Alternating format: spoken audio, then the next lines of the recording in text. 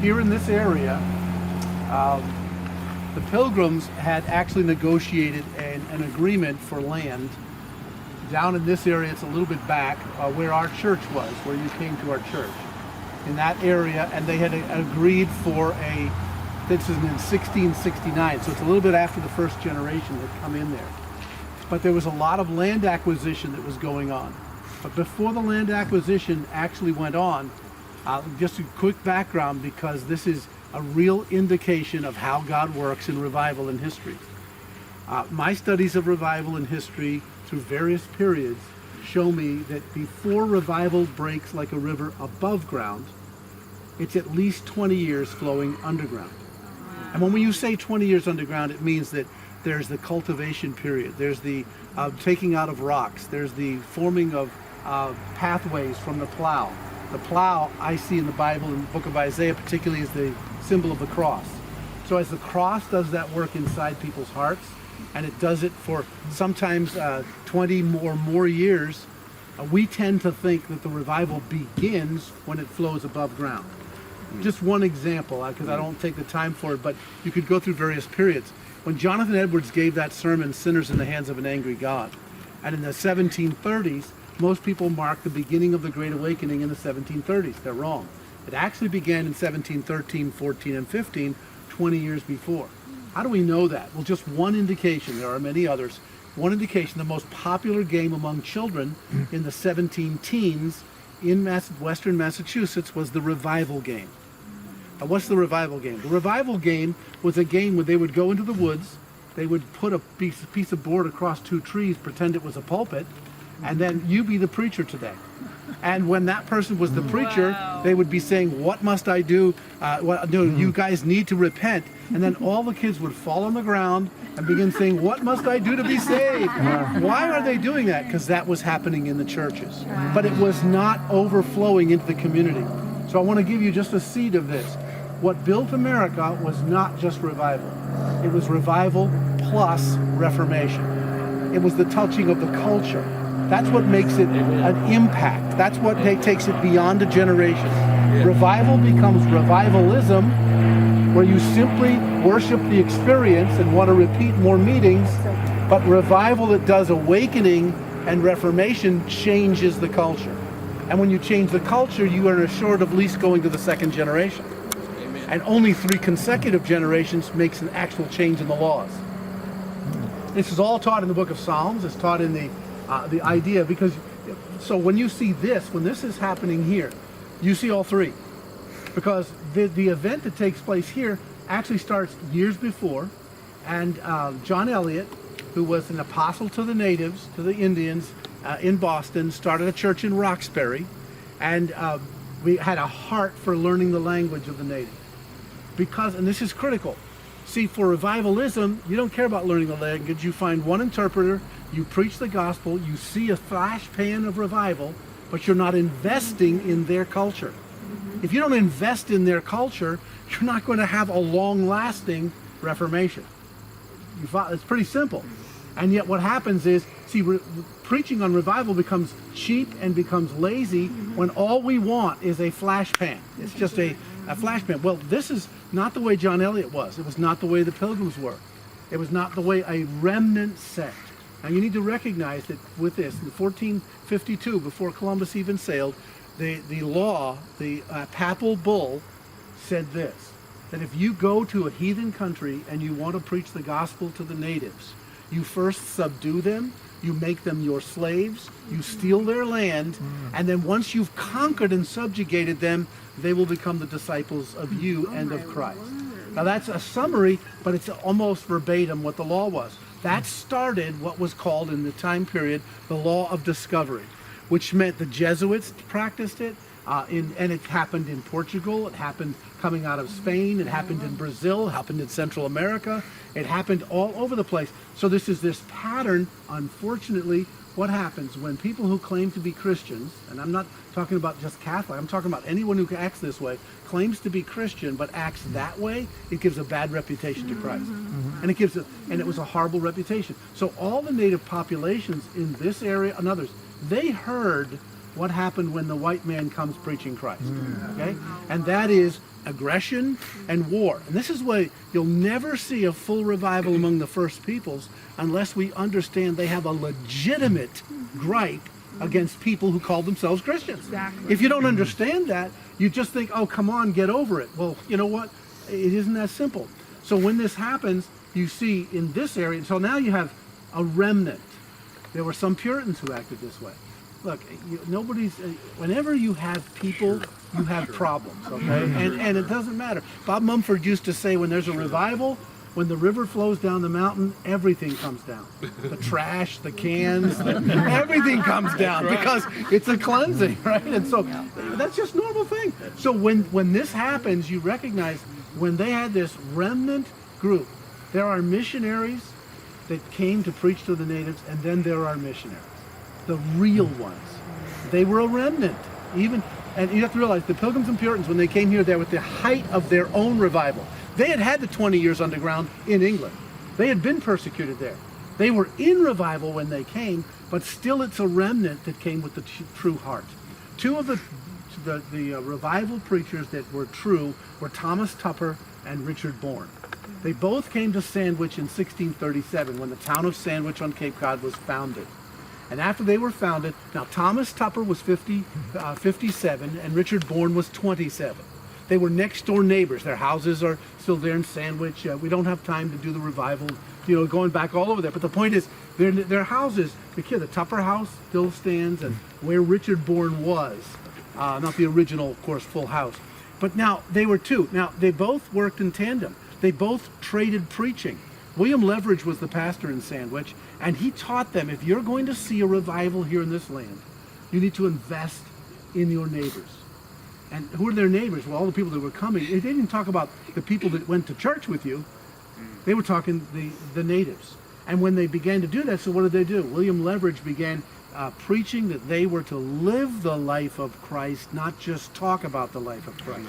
That if someone's going to receive the message, they first have to trust the messenger. See, it was a character form of evangelism. And when he did that, so Thomas Tupper, what did he do? He befriended a native and started learning the tongue of the natives so he could speak in their language. Now that's investment. Not just asking them to learn your language, you learn theirs. And he did that. Richard Bourne had this anointing on him that wherever he went, he had a following. He had 4 or 5 people while he's 27 years of age. So he begins preaching in this very area. Now we don't have time to go to the Richard Bourne Monument, which is a plaque on a stone or in the bottom of the hill, and it's the actual graveyard of the Borndale Indians. But Richard Bourne became, he started preaching in this area, and immediately several people get saved and he plants a church. But his idea was this: if you plant a church among the natives, you quickly raise up a native preacher to lead that church. If a white man always pastors the church, you are breeding dependency, you are breeding imperialism, and you're never going to cut that demonic reputation down if you do the same thing, even in appearance. So immediately from the beginning, Richard Bourne begins to empower the native to do what they want to do, and has always the consciousness we are on their land. Amen. Even though they don't have the same perception all the time about private property, there's an aspect of this. Well, the church is founded, and it's at a little ways back. We drove along part of what was called the Missionary Trail in the back here. So the Missionary Trail was when Thomas Tupper and Richard Bourne, he's 57 to 30 years apart, and here they go walking down the trail looking for natives and to preach the gospel. And because Richard could preach and Thomas could interpret. And so they had this was a great little pair to do this. Well, one day in the year 1646, so this is 9 years later, so Richard Bourne now is no longer 27, he's 36. Well, I'm going to read it to you right from the archives. I remember when I got here, I recognized what happened. But I want to tell you the end of the story first, and we'll come back as to what started it. I want you to let's think of this, all right? That Richard Bourne became so prolific in his preaching that he not only established a church here in Bourne, but he's the one that established the longest lasting missionary native church in Mashpee, called the Mashpee Historic Baptist Church. That church was started in 1658 by Richard Bourne. So this does not end here. This is the beginning of something that goes far, much further. In fact, I'll just give you this. So the meeting house eventually was completed by 1684, still stands today. In 1670, Bourne was ordained by John Eliot, who came down, laid hands on him. He got ordained as missionary to the natives all over New England. And John Cotton, the Puritan theologian, came down to see what God was doing in this area. They had, so on the 17th of August, so that is now considered Richard Bourne Day. Every year they have Richard Bourne Day open the historic meeting house. I have had the privilege and the honor of preaching on Richard Bourne Day about the legacy of Richard Bourne to that congregation on that historic day. The entire tribe is there, the tribal council, and I get to preach through the life of Richard Bourne and his son, because he kept it going. But I want to think of it. By 1674, now let's think, this is not a lot of years, Richard Bourne reported that 22 places he was now ministering on the Cape with a total of attendance of 500 converts. This is moving fast. He stated 142 could now read their own Indian language. And thus they were reading the 1663 John Eliot Indian Bible, first Bible published in America in New England, copies in Pilgrim Hall Museum. They translated by John Eliot. 72 could write and 9 could read English. What is most important is he never just preached the gospel, planted, but he raised up the native pastors. So in all those 22 places, you've got native leaders that are moving and dealing with us. So what could happen? They found that this was ripe for revival, but not just revival, for reformation. And this is what happened. In fact, I'll tell you the long end of the story, by 1675 in King Philip's War, the entire Cape Cod area right here, where we would consider the canal to be today, became what was known as the barrier reef of the Christian natives in all of New England. Barrier reef meaning King Philip could not cross it. He could not gain natives to fight against the English from this area, and they would line up and with English rifles and say, no, you're not coming. In fact, King Philip then got in his canoe and he went with several braves over to Martha's Vineyard. And when he got to Martha's Vineyard, the entire coastline was lined with natives with English guns and saying, you're not welcome here. Why? Because they already had the capital of Martha's Vineyard, called Christiantown. The revival, by 1690, they said you couldn't find a non-Christian native on Martha's Vineyard. That's why it was called the Island of Revival. Martha's Vineyard is the Island of Revival. Now that's the tour.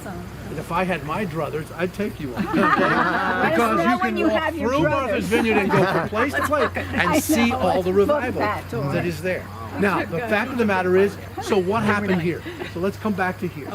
Why is this considered to be the fountainhead of revival in this area? Well, I want to tell you that, and I could go on for the rest of the story, because it became so pervasive among the natives that not only did Martha's Vineyard become a Christian island, and the capital for Christiantown, but not only that, but the only son of Pastor John Robinson, who was the leader of the Pilgrims, Isaac, who came over here, he had the spirit of his father, and he moved to Martha's Vineyard, and he set up his land there, and he served as a public servant in Martha's Vineyard and protected and preserved the native rights and land ownership in Martha's Vineyard the rest of his life. Died in his daughter's home on Cape Cod in Hyannis. When he finally came back, his original house still stands. Wow. And so you can actually see a legacy from the Pilgrims all the way to Martha's Vineyard and his service there. So when you look at this, so here is from the archives of the Bourne Historical Society. And this is Betsy Keene writing in her book on the history of Bourne. Situated in the woods some distance northerly from the Bourne Fire Tower is a large rock on a part of one of Richard Bourne's grants called in early days Sacrifice Rock.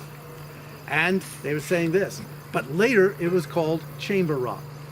Tradition makes this one of the rocks on which the Indians, while dancing in riotous ceremonies, offered their sacrifices, sometimes human. The English tried in all ways to stop this barbarous custom. But as the red men began one of their sacrificial performances prior to burning a white captive, a missionary to the Indians appeared on the scene. That missionary, Richard Bourne. Immediately sensing the wild commotion, he called to the Indians to desist from their inhuman work. When they continued their torture, Mr. Bourne threw up his arms, exclaiming, "If you do not stop your horrible work, I'll call upon God to visit his wrath on you." Now, he's speaking in their language, and he's speaking right here, where we're standing.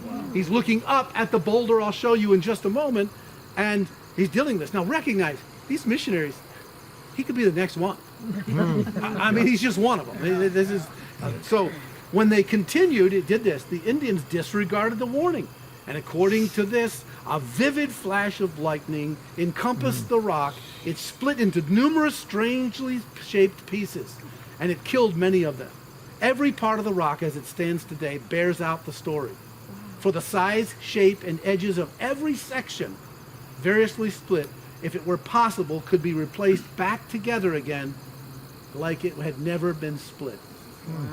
Now you have to realize, a lightning comes out of a clear blue sky from this and strikes the rock. Now, the church that Bourne had founded just back, it's called the Borndale Church among the natives, is back in the road where we turned off, and came this back way, and probably had maybe 20 or 30 converts.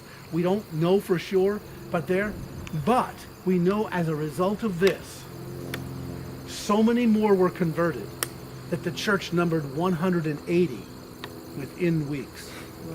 Now, I'll tell you right now, if lightning came out of a clear blue sky and I'm sitting there, I'm getting saved on the spot, okay? I'm becoming a Christian immediately. Yes, Lord, what are you trying to say? But you recognize, but I want you to understand the context of this, because we can think that it's merely a miraculous intervention of God at a time like this, when a missionary takes such a bold step. Imagine telling them, I'm going to call on God. It's a clear blue sky. What are you going to call on God to do? Okay? And then it happens. But you cannot understand that context unless you understand Richard Bourne's philosophy. He's the only white missionary we know that was adopted by the natives and called the white sachem. Wow. So he was adopted by them because they said this: he is for us, not just for his message. He is for us. He helped us. He became the surveyor of lands for this reason. He became the surveyor of lands so he could make sure no white man cheated a native. Because there was a lot of cheating going on. And people come in and they get greedy. Land is money. Land is wealth. And therefore, these natives would come in and they would have Richard Bourne as their champion, who was for them. He's the one that got the deed established in Mashpee in 1682 before he died. His son actually had to finish it because he died before it was done.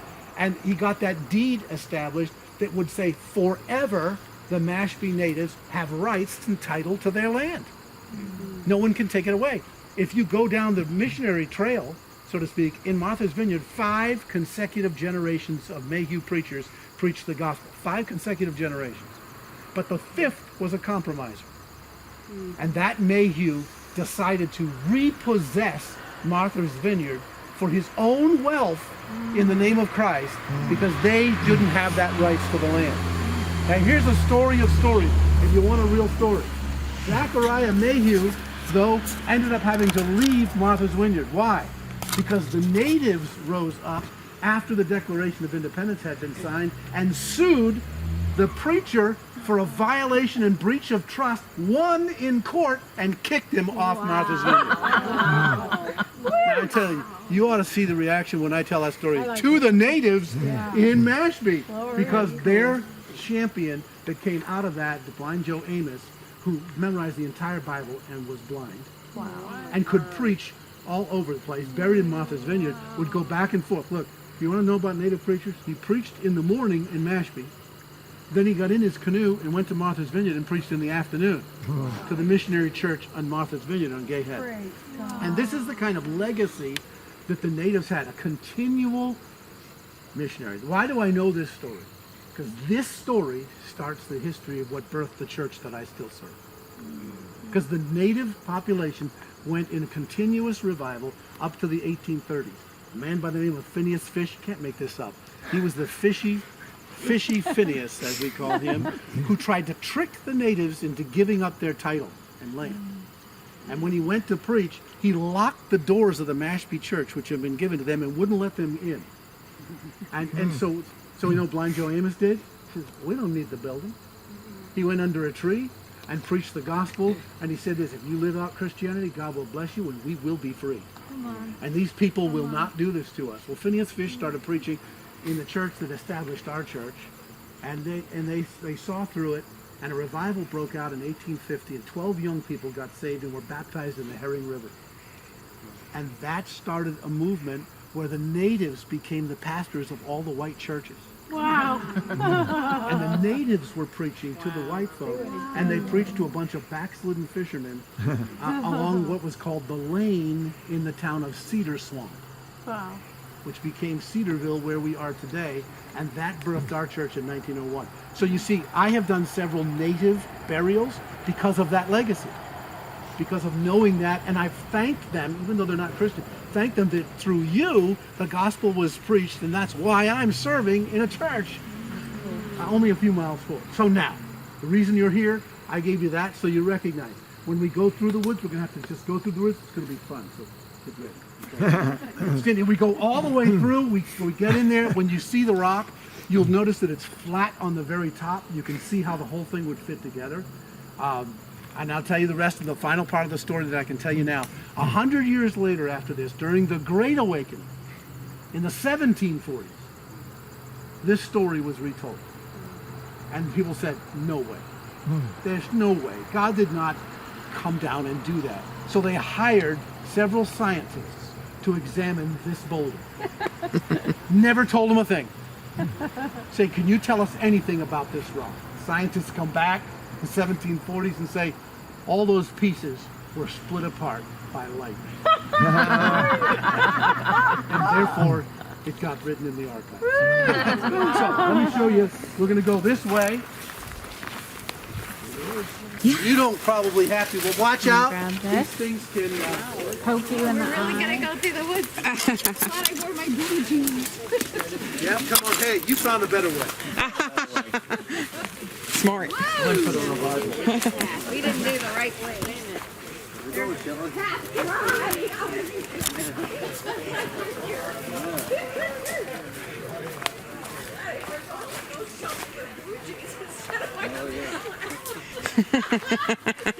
This is a rock. This is a rock. Oh my God. If you go around the back, Greg, you can actually come right up on top. I tried to get up there. Yeah. I'm afraid of getting down more than I am getting up. Yeah. What today? Glory to God, look at that. Hallelujah. You can walk around toward the back. You can see that there's a way that you could actually go up to the top. You can see how flat it was on the top. And you can also easily imagine how these pieces could go together. Yeah. And I've had students, that I do these tours for my classes, they'll crawl in and say, it's still black in there. Wow. But, so you can see, this is not, people when they see Plymouth Rock, they're all disappointed because it's so small. But this is the size of Pulpit Rock I'm talking about. So you can see this is no, let me tell you this, for years,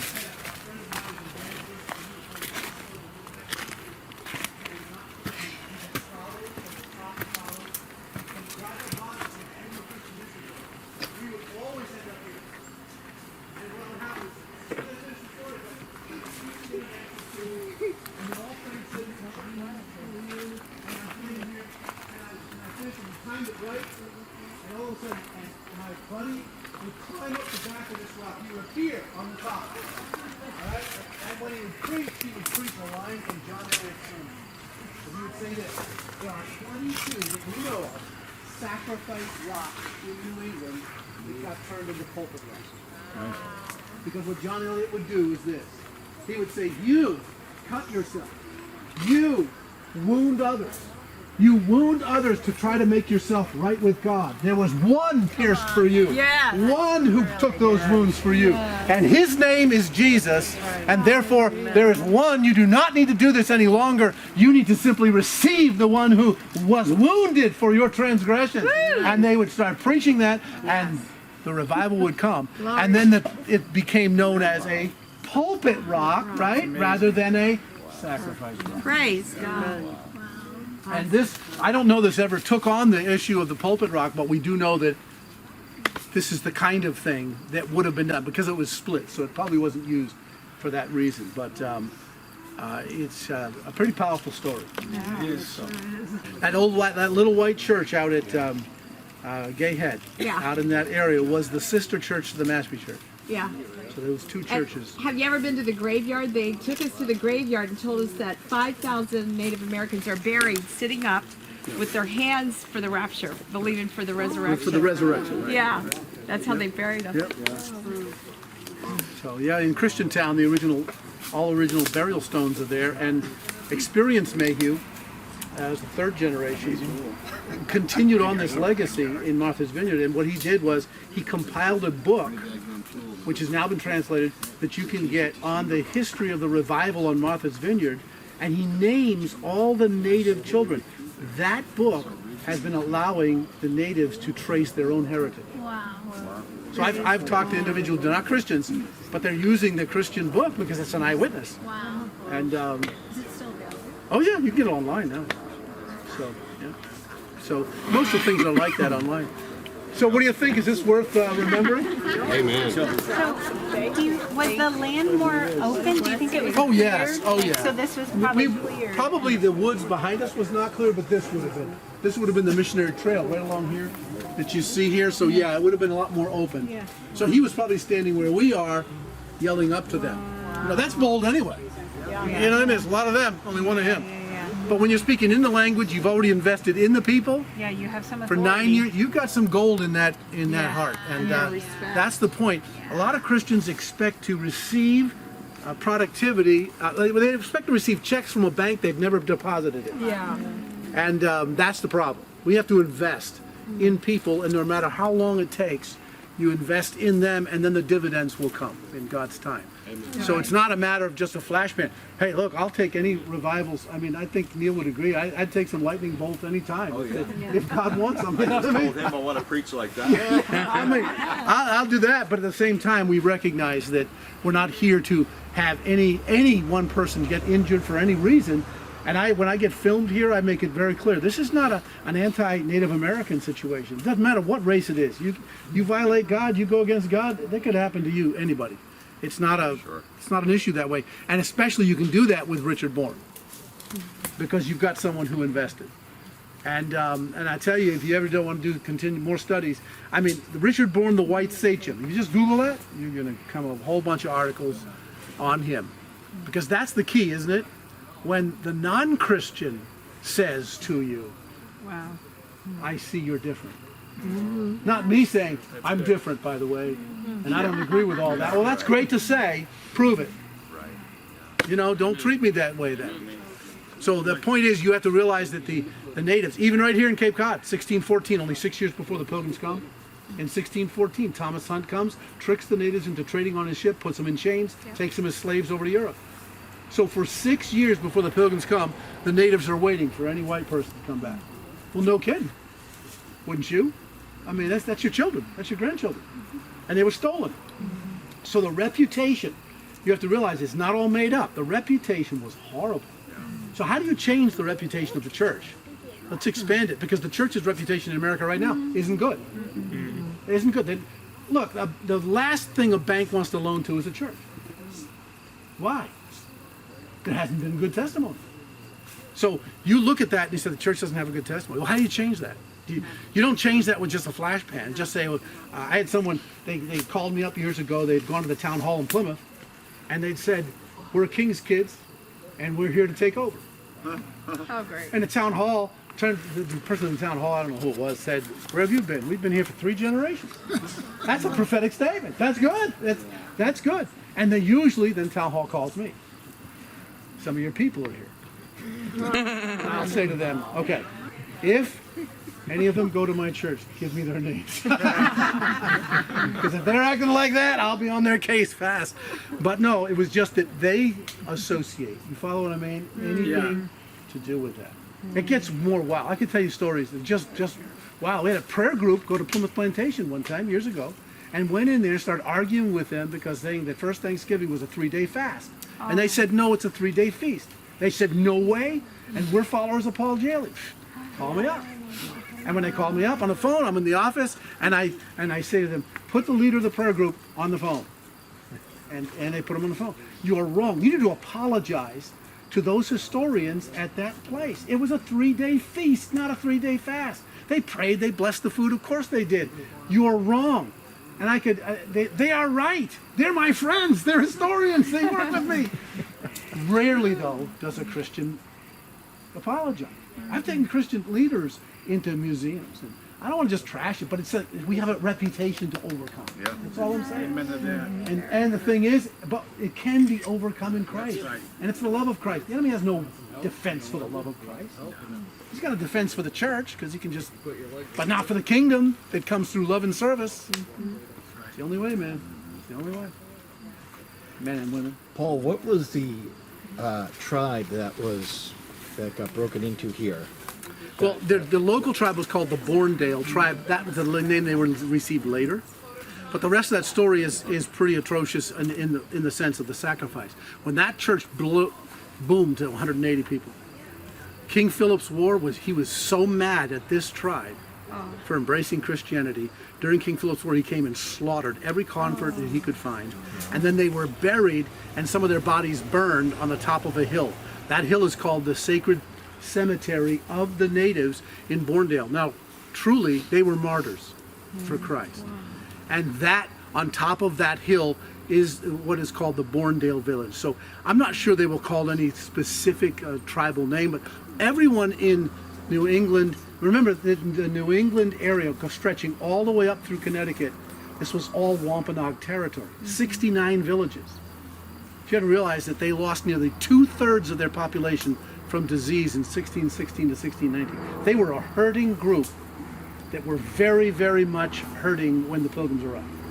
They had lost hundreds of people, thousands of people, and because of the disease, with trading with foreigners, they had no defense against. And we're not saying that the foreigners came in to do that, although when you act like Thomas Hunt and you hunt for people, how can you make that up? Thomas Hunt. But listen, you want to know the credit? When he got back to Europe and told his feat of capturing 22, do you know that English, when they would not even look on him, when he walked in, they would turn away. They completely shunned him, and they told him he was an evil man. Thank God for that. They said, this is done. I mean, he got gloves thrown at his feet, which means, let's go outside and we'll settle this. What did you do? So, I mean, so that part is good, although most of those things aren't told today. But the point is, we have a job to do. But God's working on it. And we're seeing people serve.